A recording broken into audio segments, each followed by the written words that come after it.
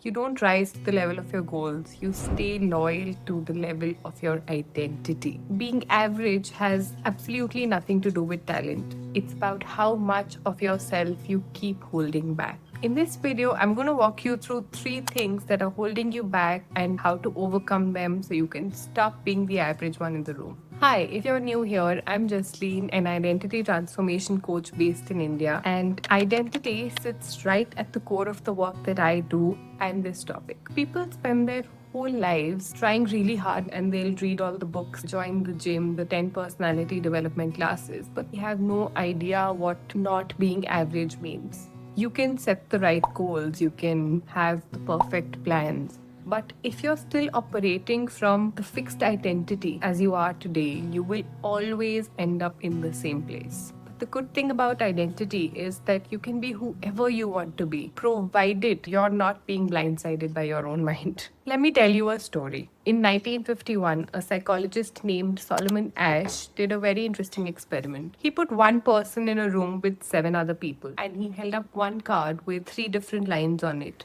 Now, obviously, these 3 lines are of different sizes. And if I asked you which one is the longest, you would be able to tell, right? It's pretty obvious. But the catch is that those 7 people in the room weren't all participants. Most of them were actors who'd been told to lie about the answer. And the real participant in the room was told to go last. When that participant was a part of the group and the whole group was telling a different answer, 3 out of 4 participants agreed with their group. Can you believe that?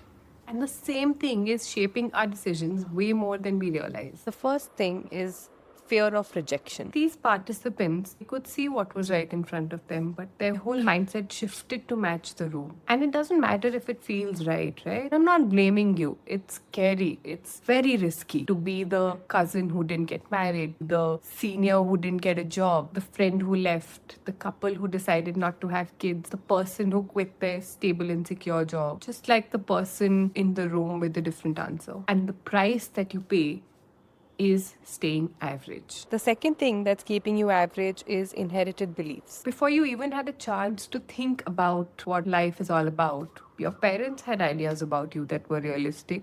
Your school had ideas about what your career should look like. Your society had ideas about what is acceptable and is not. You're living the life that was given to you to live. Nobody else is ever going to understand because they have not lived the life that you have, gone through what you went through. And now that you've got your own set of values, it's hard to understand what separates you from everybody else. So, of course, when you try to build a life which is based on your own consciously chosen beliefs, it is going to be uncomfortable. The third thing that's keeping you average is attachment to your current identity. Because a part of you wants something completely different while you are still operating from the old script. If you believe you're the kind of person who doesn't follow through, then you won't follow through. If you believe that you're not creative, not disciplined, not the kind of person who gets things done or who gets the good things in life, you will never get the good things in life. You can change and deliberately rewrite the script just the same way it got installed in the first place. You tell yourself who you actually are, expose yourself to those circumstances, and reinforce those beliefs. Because you can't think your way into a new identity. At some point, you have to move even if it feels uncomfortable. Courage is not the absence of fear, it's the willingness to do something hard despite the fear. In the Ash experiment, the people who didn't conform weren't fearless and they did it anyway.